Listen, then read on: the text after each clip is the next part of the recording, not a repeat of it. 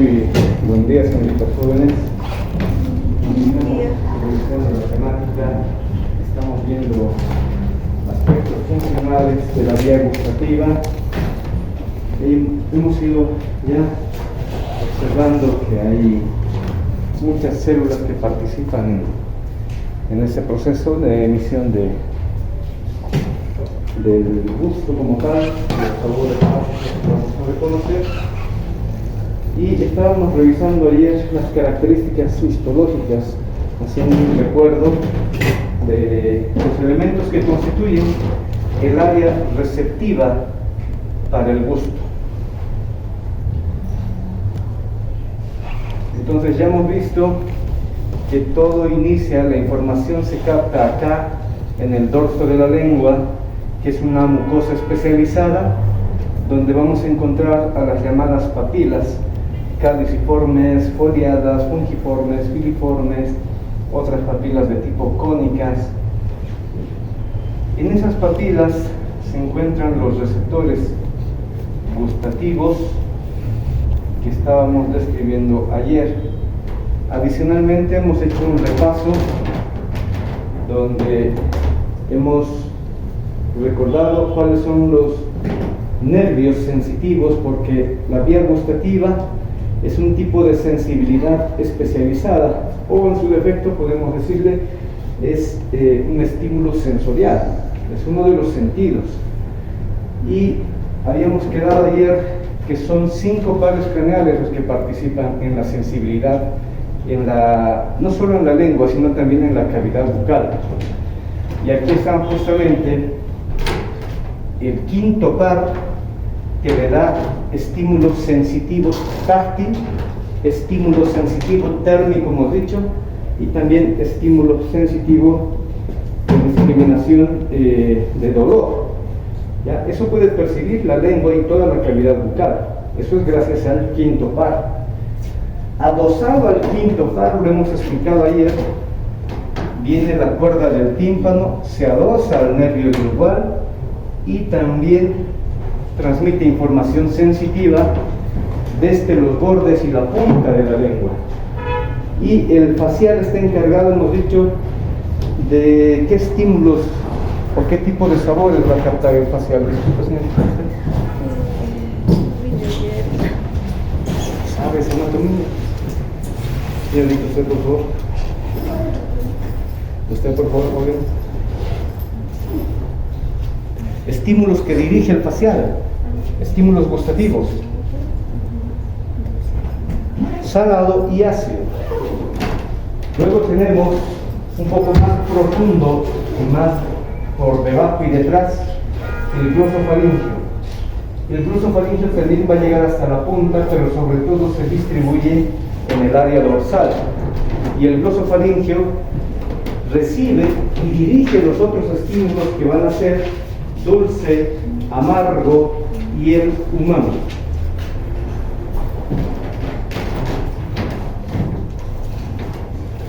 Y nos estamos olvidando, el décimo par craneal también lleva sensibilidad de la parte posterior de la lengua, del paladar y también de la parte superior de la laringe, de la epiglotis, donde tenemos algunos botones gustativos en menor cantidad y dispersos. Ahora, lo que ya acabamos de mencionar, la distribución de los nervios citados, sobre todo los dos pares craneales que son el 9 y el 7, facial y glosofaringio, se distribuyen sobre todo en el dorso lingual. El facial, hemos dicho, en la parte del borde, y el glosofaringio hasta la punta y todo el dorso de la lengua. Entonces, ¿qué estímulos habitualmente se captan en estos sectores? Gracias al facial se captan los sabores de salado y de ácido, por eso corresponde al borde de la lengua. Gracias al glosofaringio se captan los sabores de dulce, amargo hacia la parte posterior, y en el centro estaría el umami. Hemos dicho que umami es un término japonés o asiático, ¿ya?, que se traduce como delicioso. Algunos autores describen al umami simplemente como una mezcla de sabores. Pero habíamos citado, hemos mencionado el día de ayer, que hay un compuesto específico que da este sabor de umami. ¿Qué compuesto es, señorita, por favor, de blanco? Monosódico. El glutamato monosódico es el encargado de generar este estímulo o este nuevo sabor, que ya ni tan nuevo, ¿no? Para la fecha ya es un dato ya más antiguo. Entonces los diferentes nervios llegan hacia la mucosa lingual y lógicamente tienen que estar relacionados con estos elementos: papilas circunvaladas, papilas foliadas, papilas fungiformes y otras. ¿Por qué? Porque ahí tenemos a los receptores gustativos. Habíamos dicho, cada papila, que generalmente es tridimensional, tiene los botones gustativos, sea en los lados, en la parte lateral de la papila, o sea a nivel de la parte apical de la papila.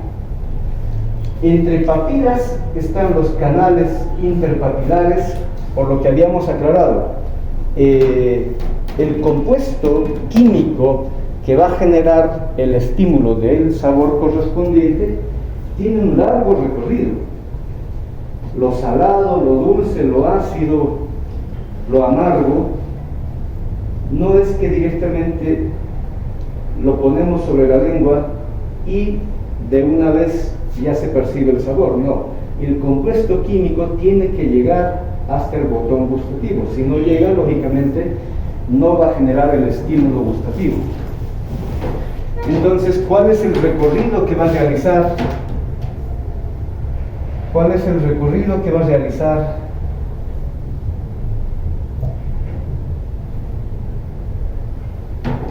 el compuesto químico? Tiene que llegar hacia el canal interpapilar, tiene que entrar hacia el poro gustativo, y una vez que está en el poro gustativo, ahí tiene que recién acoplarse a su receptor.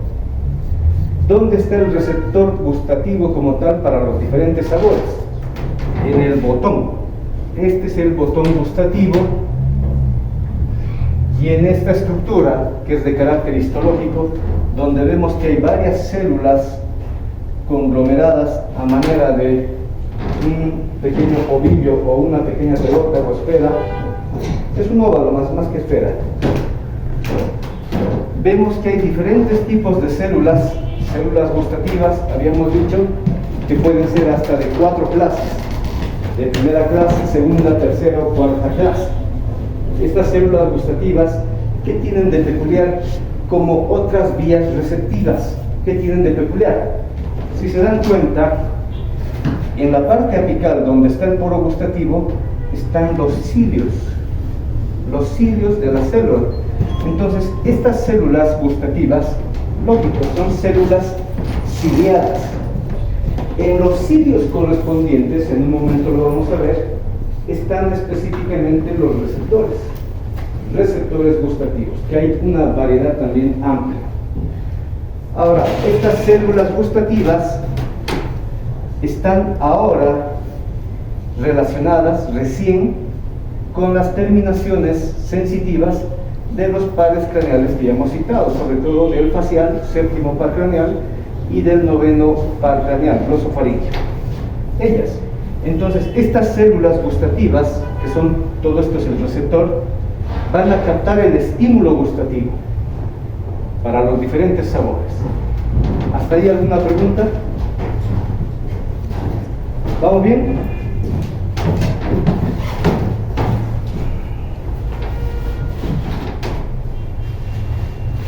Bueno,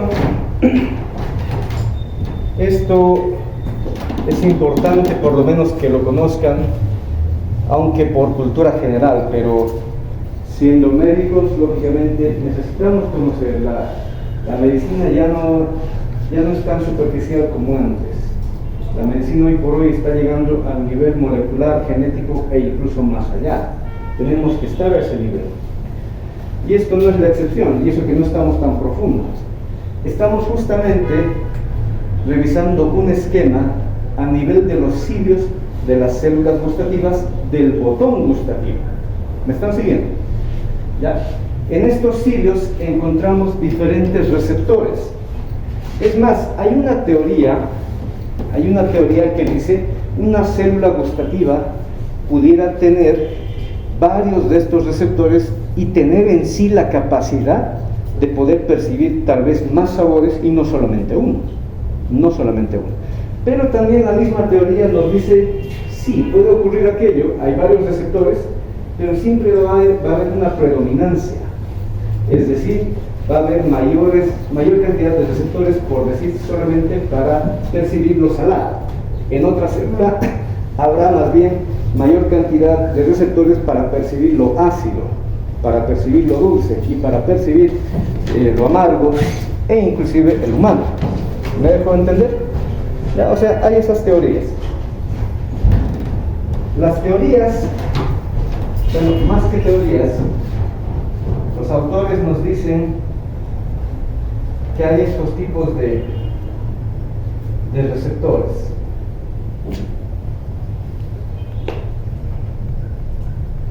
Por ejemplo, tenemos los receptores gustativos, corrección.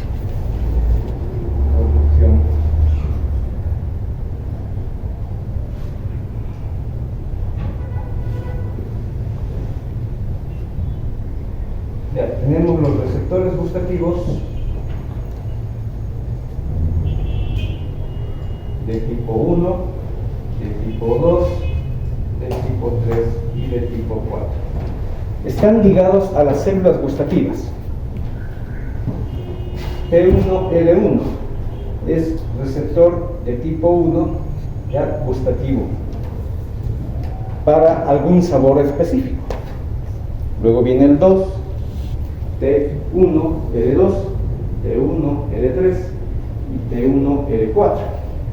Incluso los autores, repito, van más allá con los nuevos estudios y ya están encontrando nuevos receptores T2, L1, T2, L2 y así sucesivamente. Bueno, para no complicarlos, este esquema lo que nos refiere es qué tipo de receptores tenemos para qué compuestos. Por ejemplo, para percibir el gusto o el estímulo, este sabor que es salado, tenemos este receptor de tipo ionotrópico. ¿A qué nos referimos cuando mencionamos el término ionotrópico? Por favor. Señorita. ¿Usted? Es el paso de iones. Que directamente este receptor es un canal iónico. ¿Ya? No está alejado del canal iónico, por lo tanto se une el compuesto y se abre el canal. ¿Para qué? Para permitir el paso de iones. Entonces, este canal ionotrópico es de la variante ENAC, que significa receptores epiteliales para sodio, o dicho de otro modo, conductos epiteliales para el sodio. Y lógico, la mucosa gustativa es un tipo de epitelio. ¿Ya? Entonces es una variante. Una vez que llega el compuesto, ¿cuál va a ser el compuesto? Creo que es muy obvio. No por nada es ENAC, el sodio. El cloruro de sodio, la sal común que consumimos, de hecho, valga la aclaración, los alimentos ya tienen su concentración de cloruro de sodio. No sería necesario añadirle más. Pero obviamente la concentración que tienen los alimentos no es tan alta como para percibir el estímulo de salado, ¿ya?, al gusto que uno ya tal vez está acostumbrado. Por eso es que le empezamos a añadir, porque todavía se siente un poco insípido o sin gusto o sin sabor. Bueno, entonces le añadimos más sal y esa sal que ya tiene más la sal añadida son las que van a llegar al poro gustativo, primero al canal papilar, y luego llegan al poro, y una vez que están en el poro buscan el cilio, y una vez que están en el cilio buscan su receptor.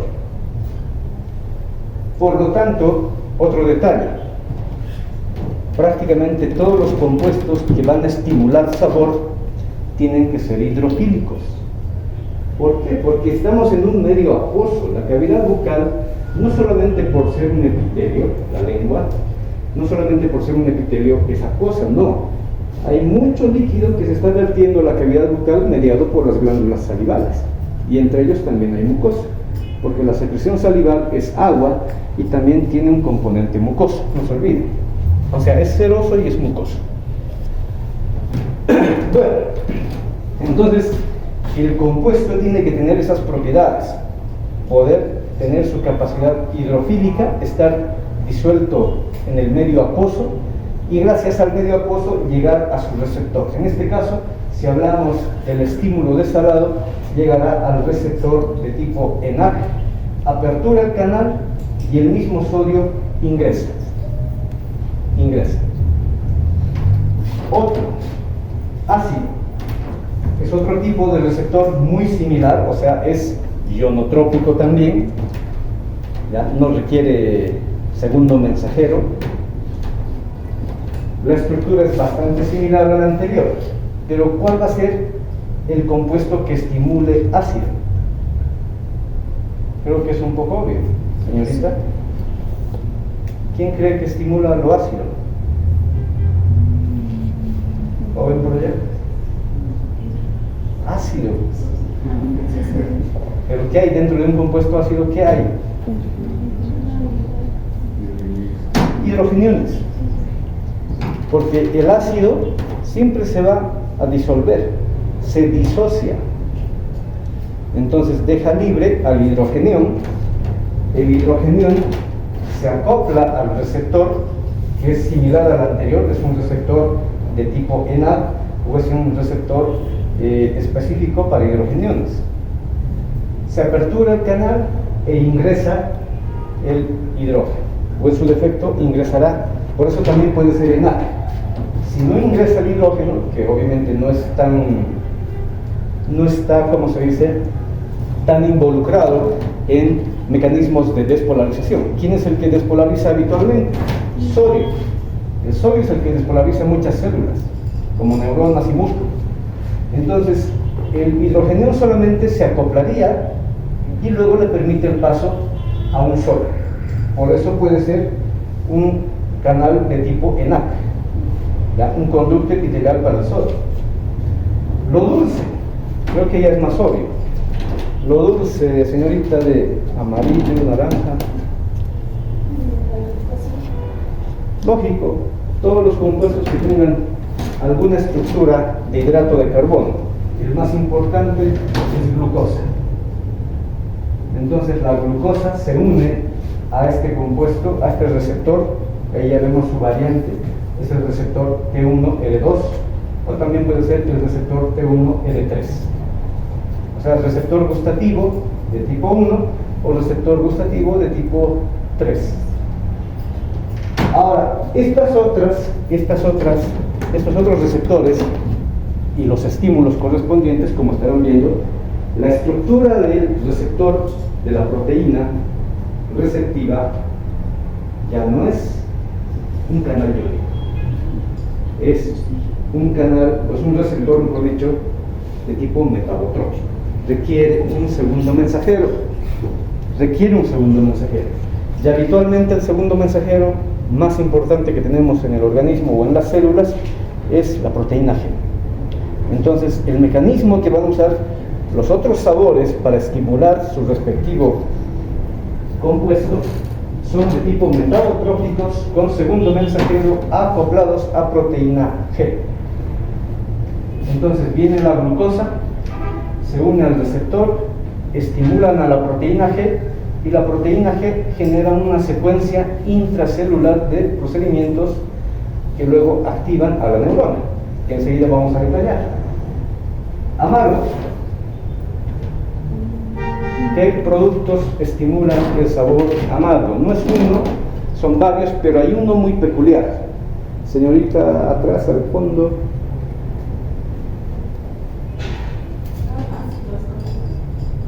No, si es ácido es para el otro.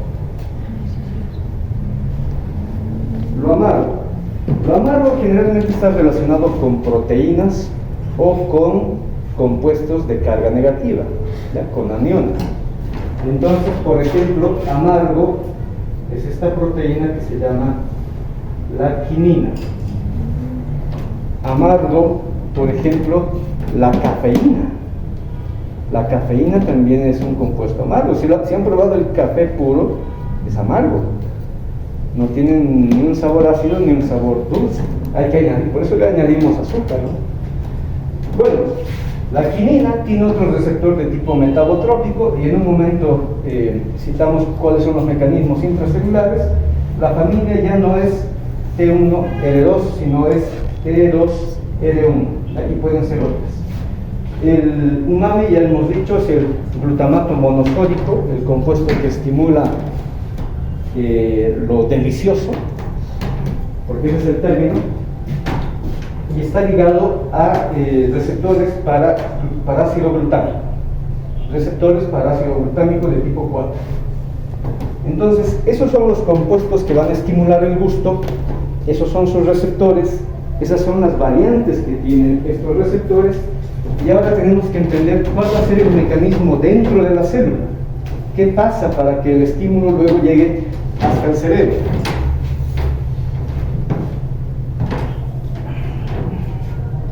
Entonces, estos esquemas nos reflejan lo que ocurre dentro de cada célula.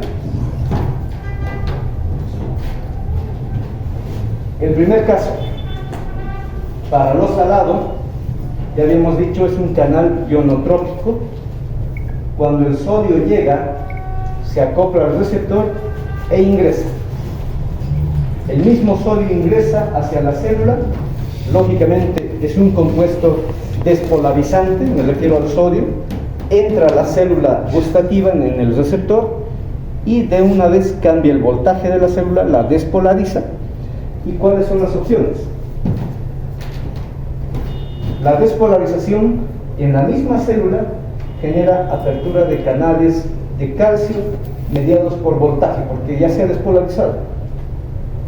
Entra el calcio, como en otras circunstancias, en músculo, como también en neuronas. De hecho, no son neuronas, pero sí son un tipo de células especializadas que pueden despolarizarse.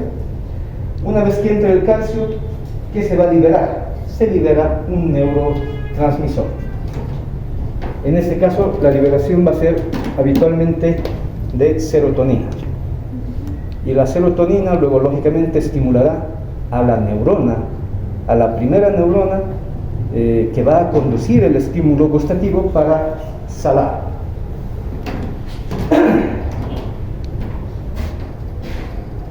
Para el ácido, algo similar. El hidrogenión se une al receptor. Puede ser que el mismo hidrogenión ingrese, pero ya sabemos que no es una molécula habitualmente despolarizante, por lo que si no es hidrogenión, va a entrar sodio, y el sodio sí es muy despolarizante. Y pasa lo mismo, se despolariza la célula, se aperturan canales dependientes de voltaje para el calcio, entra el calcio y otra vez neurotransmisor a liberarse. Sucede algo similar acá para el dulce, el umami y el amargo. Pero en el caso del dulce y el umami, el compuesto, por ejemplo la glucosa, se une al receptor. Obviamente es un compuesto grande, no va a poder entrar fácilmente y además no es despolarizante.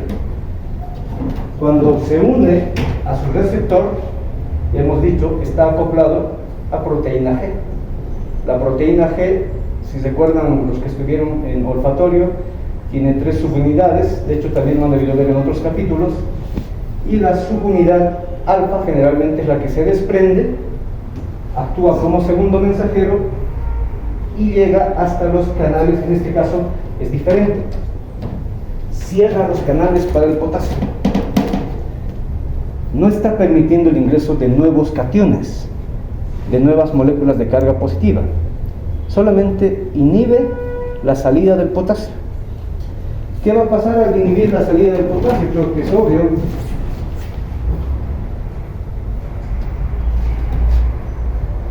Si no sale potasio, se va a acumular potasio dentro de la célula. Al acumularse potasio dentro de la célula, aumenta el voltaje, se despolariza e inmediatamente se libera el neurotransmisor. Es diferente entonces el mecanismo que ocurre en los estímulos de dulce y humano. Algo similar va a ocurrir, similar pero no igual, en el estímulo mediado por el sabor amargo. La quinina se une al receptor correspondiente. Ya han visto que es el receptor de tipo T2, R1. Está acoplado también a proteína G. La proteína G desprende su subunidad alfa. La subunidad alfa llega hasta los canales para el calcio. Bueno, llega a dos vías: hacia los canales para el calcio y hacia el retículo endoplasmático, donde también hay mucho calcio. Entonces, en ambas vías, o en ambos sitios, mejor dicho, estimula por un lado la apertura de los canales para el calcio, ingresa más calcio y desde el retículo endoplásmico también sale el calcio hacia el citoplasma. Una vez que sale el calcio hacia el citoplasma o ingresa por la membrana celular, lógicamente cambia el voltaje de manera momentánea y se empieza a liberar el neurotransmisor. Ese es el mecanismo que se tiene para los diferentes sabores y seguimos en el receptor, no hemos llegado a la vía como tal gustativa. Seguimos en el botón gustativo, en esas células correspondientes. ¿Hasta acá alguna pregunta? ¿Se entiende el mecanismo de estímulo de los sabores y los compuestos que los estimulan? Doctor, No es muy complejo. el sistema de segundo mensajero sería el ADN específico, ¿no? O sea, No. En los metabotróficos es la proteína G. Proteína G, pero se debería a la más clase, en este caso sería el específico. En este caso es más directo. No como cuando hemos hablado de olfacción, si estaba usted. En la olfacción sí era mediado por AMP cíclico. ATP se convertía en AMP cíclico. Acá no. Acá directamente la subunidad alfa es la que apertura los canales. Bueno, apertura o cierra, porque ya hemos visto en este caso se cierra.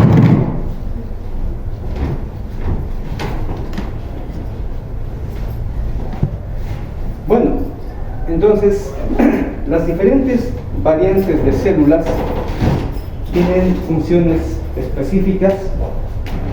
Tal vez de las que nos interesan son las células receptoras de tipo 2 y las células receptoras de tipo 3.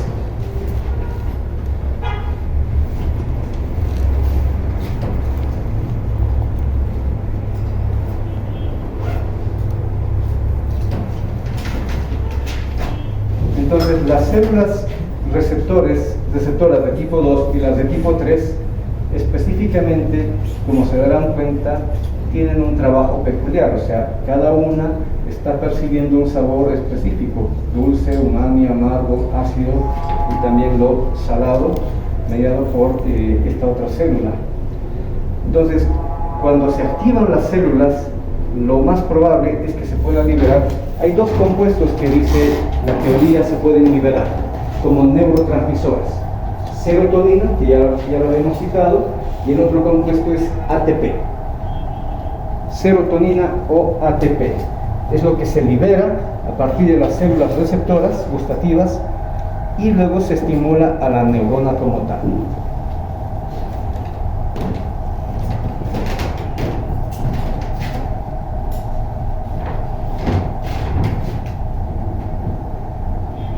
Lo mismo, entonces,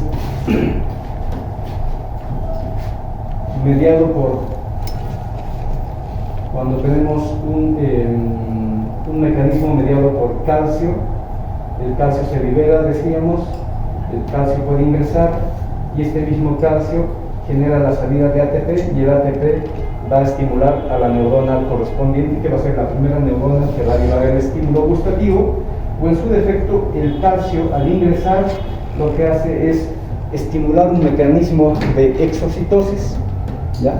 Y la exocitosis, ya sabemos, tiene sus vesículas correspondientes y un compuesto estimulante o inhibitorio dentro de ellas que va a ser el neurotransmisor, para este caso serotonina. Entonces acá están los receptores, por si no los han anotado de manera completa. Receptor para lo dulce es el receptor T1R2 o T1R3. Receptor para umami T1R1, T1R3. Y el receptor para amargo es T2R1. Y para lo salado está simplemente el receptor habitual para sodio, que es el receptor SYNAPT, que es un conducto iónico.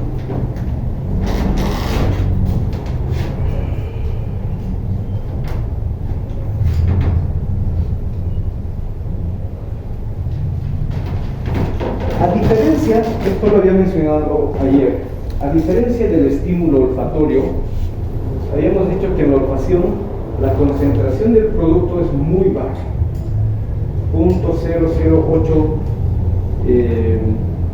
molar, 0.00016 molar, o sea, las concentraciones de los compuestos para olfacción son muy bajas, pero pese a esa concentración baja, el estímulo, hemos dicho, se amplifica. Aquí es un poco al revés.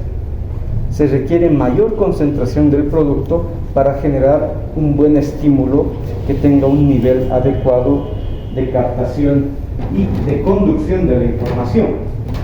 Entonces, para el ácido, para los compuestos ácidos, como el ácido clorhídrico, el umbral está en alrededor de 100 micromoles.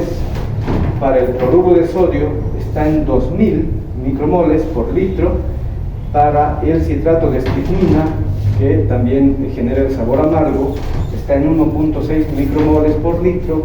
Para la glucosa, que estimula lo dulce, al igual que la sacarosa y la sacarina, están en 80.000, 10.000 y 23 micromoles por litro. Esas son las concentraciones que se requieren para poder estimular. O sea, cuando la concentración es menor a este nivel, a este dato, lógicamente la percepción gustativa para los sabores es más baja, o en algún caso puede ser nula. Ya no se va a percibir el sabor como tal, por mucho que haya el compuesto. Por eso les decía, los alimentos, por ejemplo, como los vegetales, tienen mucho sodio en su estructura interna. O sea, los vegetales tienen sal, pero la concentración no está al nivel como para percibir realmente el sabor salado, y peor aún, esto es dependiente de la costumbre de cada persona, o sea, cómo nos alimentamos habitualmente desde que ya hemos nacido hasta que somos adultos, cómo es nuestra alimentación. Uno ya tiene su gusto respectivo. Me refiero a que este umbral incluso se puede modificar. Hay algunas personas que pueden tener un umbral tal vez más bajo que este, pero hay otras personas, la gran mayoría, tenemos un umbral más alto, inclusive por el tema tal vez de la alimentación habitual, e incluso ahí también aplica el ámbito social. Por ejemplo, si queremos comer algo aquí afuera en la calle, ¿con qué nos vamos a encontrar? Salchipapas, pollo frito y otras variedades que tienen alto contenido de sal. Entonces nuestro gusto, nuestras papilas o botones gustativos ya están, nuestros receptores gustativos ya están adaptados a otro nivel de umbral. ¿Me dejo entender? Bueno, estos son otros compuestos que van a estimular los diferentes sabores, sustancias agrias, ácido clorhídrico, ácido fórmico, ácido cloracético, ácido acetoacético, ácido láctico, ácido tártico, ácido málico, tartrato potásico, ácido acético, ácido cítrico, ácido carbónico. Todos ellos pueden estimular compuestos ácidos, o mejor dicho, el sabor ácido. Lo amargo, no solamente es la quinina, pero es la más importante de todos los compuestos que hay, sobre todo en carnes, como carne de res, carne de cerdo y la carne del pollo. ¿Ya? También está la leucina, la estricnina, la nicotina, la feniltiourea, cafeína, belatrina, pilocarpina, atropina, cocaína y la morfina. Todos ellos tienen un compuesto insípido, amargo. Lo dulce, creo que es más fácil de entenderlo. No son solamente los hidratos de carbono, son los principales como la sacarosa, pero tenemos la propoxiamino, nitrobenceno, sacarina, cloroformo, fructosa, alanina, glucosa, maltosa, galactosa y la lactosa. Y las sustancias saladas no solamente es el cloruro de sodio, lógicamente, sino las diferentes sales que se puedan formar y que sean orgánicas en lo posible. ¿Ya? La sal, el cloruro de sodio como tal, la sal común, luego el cloruro cálcico, el bromato sódico, el cloruro de litio, el cloruro de amonio, cloruro potásico y otras variantes son los compuestos que estimulan el sabor de salado y sus diferentes también niveles o índices de concentración para estimular dicho sabor. La vía gustativa es relativamente simple, pero importante. Ya hemos citado que tenemos a dos pares craneales relacionados con la vía gustativa, e incluso no podemos olvidar, una vez más, lo repito, también está la participación del vago. Los principales son el glosofaríngeo y el facial, pero el vago no está fuera de ello. El vago también recoge algunos estímulos gustativos, pero de una manera muy dispersa, con un umbral muy bajo. O sea, no va a generar un gran estímulo el nervio vago, pero los otros dos sí, facial y glosofaríngeo. Es por ello que gran parte de la superficie del dorso lingual está cubierto de manera sensitiva por fibras que le pertenecen al facial.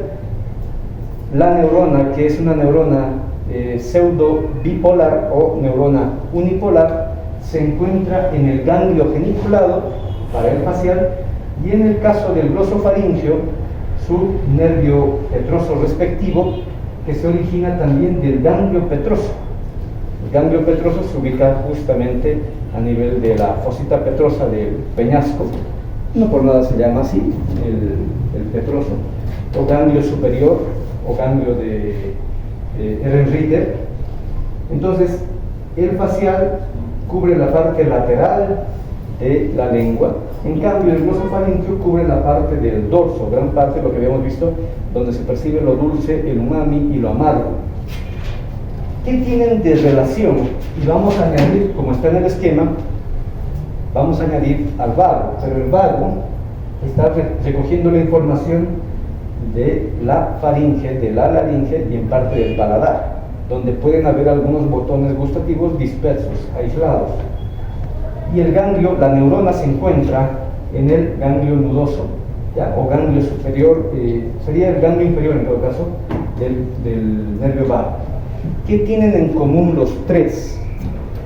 Los axones, porque como son neuronas unipolares, pero tienen dos prolongaciones, dos brazos, esta es la prolongación periférica, que va a estar acoplada al receptor gustativo, y esta otra sería la prolongación central, la que va a conectar con la segunda neurona, porque no olviden, haciendo un repaso anatómico, toda vía sensitiva tiene neuronas, un grupo de neuronas. En este caso, en estos tres ganglios se encuentra la primera neurona de la vía gustativa, donde ganglio geniculado para el facial, ganglio petroso para el glosofaríngeo y ganglio nudoso para el vago. El axón periférico está acoplado, unido al receptor gustativo, al botón, a las células que ya habíamos visto, las de tipo 1, las de tipo 3, 2 y 3, a ellas sobre todo. Y el otro axón es el axón central, a donde se dirige al núcleo del fascículo solitario. De hecho, los autores, porque el fascículo solitario que está en el bulbo raquídeo se puede dividir en 3 porciones, superior, media e inferior, específicamente para las conexiones del facial, del glosofaringio y del vago respectivamente. A las 2 primeras porciones del núcleo solitario, o sea, la superior y la media, habitualmente se la conocen como el núcleo gustativo. El núcleo gustativo. ¿Hasta ahí estamos? Entonces, ahí vamos a encontrar a la segunda neurona. O sea, ahí hay una sinapsis, se transmite la información y se reconduce el estímulo gustativo, salado, dulce, amargo, ácido o umami, hacia centros neuronales superiores. Estamos en el bulbo raquídeo. Los axones de la segunda neurona, o sea, los axones de las neuronas del núcleo solitario, se prolongan hacia la tercera neurona. ¿Dónde encontramos a la tercera neurona? En el tálamo óptico, específicamente en el núcleo ventral posterolateral. Ahí se dirige. En el núcleo ventral en el posteromedial. Porque el posteromedial está relacionado con toda la información de la cabeza y parte del cuello. En cambio, el posterolateral, no olviden, está relacionado con toda la vía somática general, con el resto del cuerpo. Entonces, llega la información a este núcleo. Algunos autores no reconocen el núcleo posteromedial.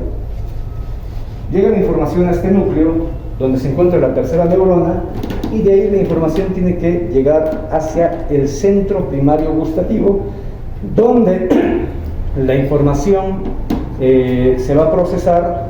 Bueno, de hecho aquí ya se está procesando en tálamo. En el otro caso, en la última estación, que va a ser la cuarta neurona, la información prácticamente ya se va a hacer consciente. Vamos a ser conscientes de que hemos percibido un estímulo de sabor, dulce, salado, ácido o amargo, o el umami.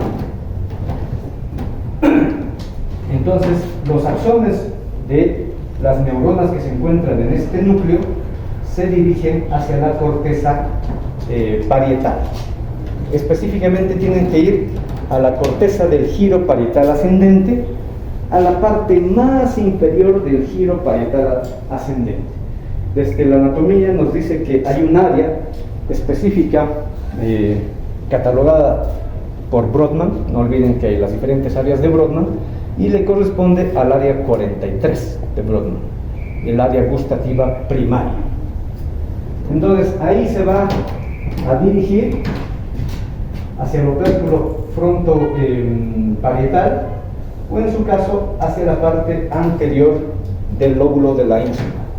Ahí se redirige la información y uno ya, repito, toma conciencia de que ha percibido un estímulo de sabor, dulce, salado, ácido, amargo o umami. Esa es la vía gustativa. Ese es el recorrido que va a tener la información desde que la célula receptiva ha captado el estímulo correspondiente. No sé si hasta acá hay alguna pregunta o duda o comentario.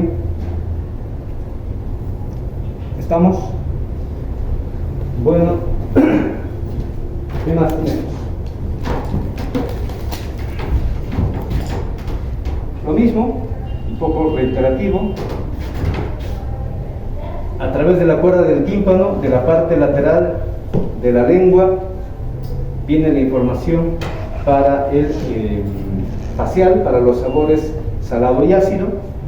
El glosofaringio más bien recoge la información de la punta, parte media y parte posterior del dorso de la lengua, y el vago de la laringe, del paladar y también de la faringe. Todos ellos conectan con el núcleo solitario.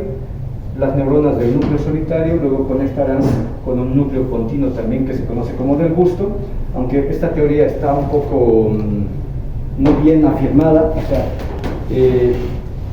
dice la teoría, si bien existe el núcleo continuo del gusto, se ha encontrado que los axones o los estímulos más bien pasan de manera directa hasta la corteza. No todos hacen su estación en el núcleo gustativo del puente. se dirigen luego hacia el tálamo, ¿no? Hacia el núcleo posteromedial, ventral posteromedial, y de ahí directamente hacia el área gustativa primaria. Ahora, todo estímulos como el anterior que hemos visto, que era olfatorio, en este caso todo estímulo gustativo, no solamente va a quedar como estímulo gustativo. Percibo dulce, percibo salado, percibo ácido o amargo o el humano. No. Tiene conexiones vegetativas, tiene conexiones motoras. Vegetativas, sobre todo con el sistema límbico, no por nada hace su conexión con la amígdala, también hace conexión con algunas áreas del hipocampo, y motora, lógicamente, con la parte motora respectiva. ¿Para qué? Porque habíamos dicho, el estímulo aromático en la olfacción nos genera muchas emociones. Cuando percibimos un aroma decimos, qué agradable el aroma que estamos percibiendo. O incluso nos puede retraer en la memoria y llevarnos a algún evento en el que probablemente hemos tenido contacto con ese estímulo aromático. Pasa lo mismo con la vía gustativa, con mayor razón, lo habíamos dicho el primer día, si mal no me equivoco. Cuando percibimos un sabor, un alimento, hasta nos recordamos de eventos, nos recordamos de personas. Yo he probado esto similar en tal lugar y era muy delicioso. Así me lo cocinaba mi mamá, así me lo cocinaba mi abuela, con este gusto, con este toque. Entonces nos genera una reacción emotiva. De ahí las conexiones con la amígdala, de ahí las conexiones con el hipotálamo y con todo el sistema límbico, y lógicamente también con el hipocampo. Bueno, creo que hasta ahí quedamos. Cerramos el segmento degustativo revisando algunas alteraciones clínicas que pueda tener de manera teórica. ¿Qué trastornos acontecen en una persona, en un paciente que estén relacionados con la vía gustativa?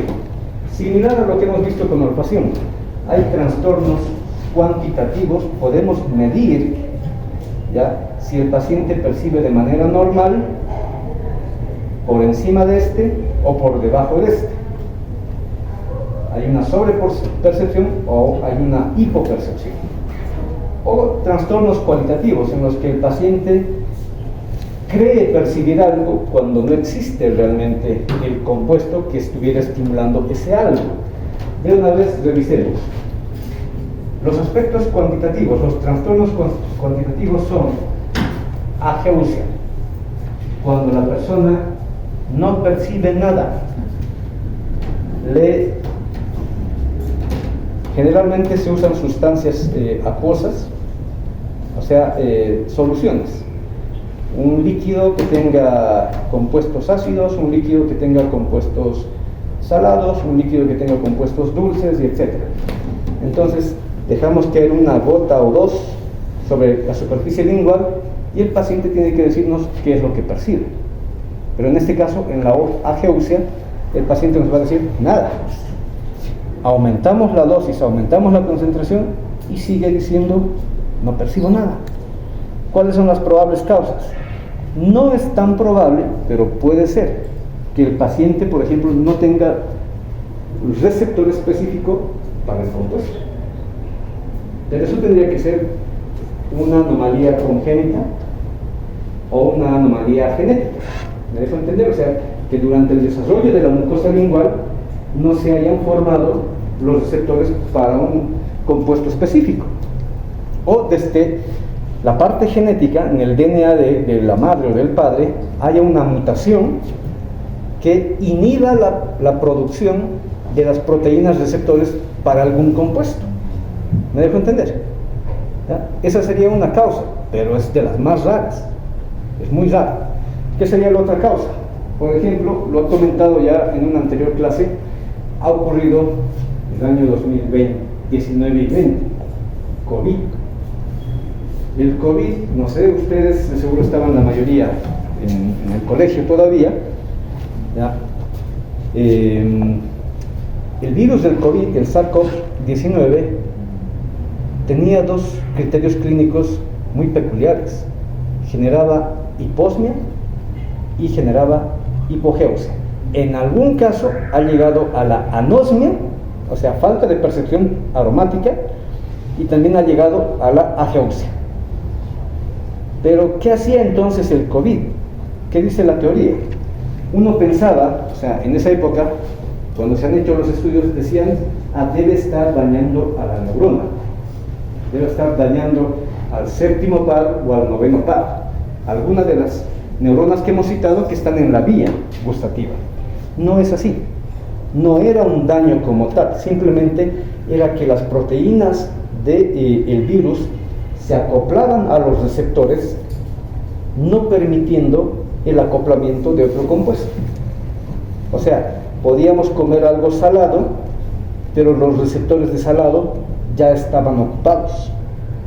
O los receptores de salado, la otra teoría que se ha manejado es los receptores en general, no solamente de salado, sino de todos los sabores, no respondían al estímulo correspondiente. O sea, venía el compuesto, pero no generaban la liberación de serotonina o ATP. Entonces, si no había la serotonina, si no había el ATP, lógicamente la primera neurona no recibía el estímulo, no se despolarizaba y el estímulo jamás se conducía. Y al no conducirse, no llegar a la corteza gustativa primaria, no se hace consciente. Entonces, eso ha ocurrido en temporada de COVID, ¿ya? Y no sé si a ustedes les ha pasado, pero a quien les habla, sí, podemos afirmar, uno no percibía lo salado, lo dulce, ni lo ácido. O sea, toda la comida y el aroma nos parecía insípido. Entonces, ageusia, percepción nula. Hipogeusia, cuando se percibe muy bajo. Le echamos una buena concentración del compuesto que estimule un sabor, pero el paciente dice no. Pasa con muchas personas, de seguro lo han visto, lo han vivido, espero no sean una de ellas. Uno les invita a que se lleve un tecito, les invita una comida, una sopa, y no, me regalas más azuquita, me regalas un poco más de sal, su umbral es más alto. Su umbral es más alto. Esos pacientes son precisamente, o esas personas son hipogéusicas. Están percibiendo muy bajo, a la misma concentración que nosotros, están percibiendo muy bajo el estímulo.